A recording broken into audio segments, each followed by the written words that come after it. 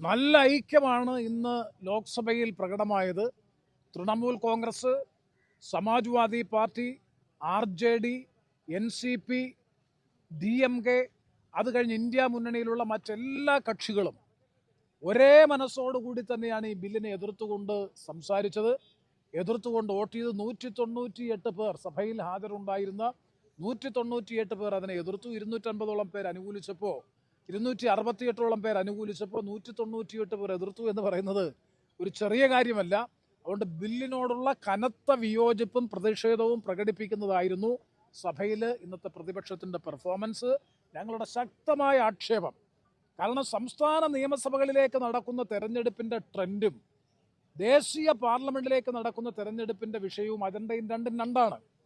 അപ്പം സംസ്ഥാന വിഷയങ്ങൾ തമസ്കരിക്കപ്പെടും. ദേശീയ പാർലമെന്റിലേക്കുള്ള തെരഞ്ഞെടുപ്പും സംസ്ഥാന നിയമസഭയിലേക്കുള്ള തെരഞ്ഞെടുപ്പും ഒരുമിച്ച് ഒരേ സമയത്ത് സൈമൾട്ടേനിയസ് ഇലക്ഷൻ നടന്നാൽ സംസ്ഥാനത്തിൻ്റെ വിഷയങ്ങൾ തമസ്കരിക്കപ്പെടുകയും എല്ലാം ദേശീയ തലത്തിൽ കേന്ദ്രത്തിലേക്ക് കേന്ദ്രീകരിക്കുകയും ചെയ്യുന്ന ഒരു അവസ്ഥയിലേക്ക് വരും.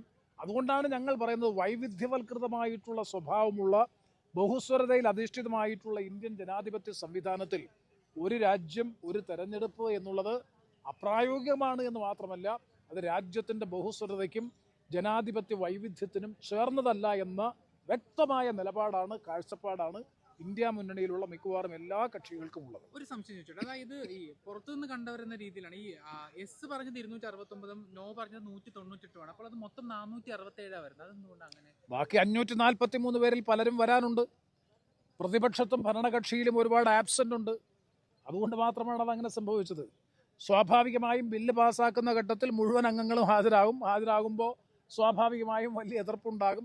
3 ലൈൻ വിപ്പ് കൊടുത്തു കഴിഞ്ഞാൽ ഈ പറഞ്ഞ മുഴുവൻ അംഗങ്ങളും പ്രതിപക്ഷത്തു നിന്നും ഹാജരാകും, പിന്നെ ഗവൺമെന്റിൽ നിന്ന് ഹാജരാകും.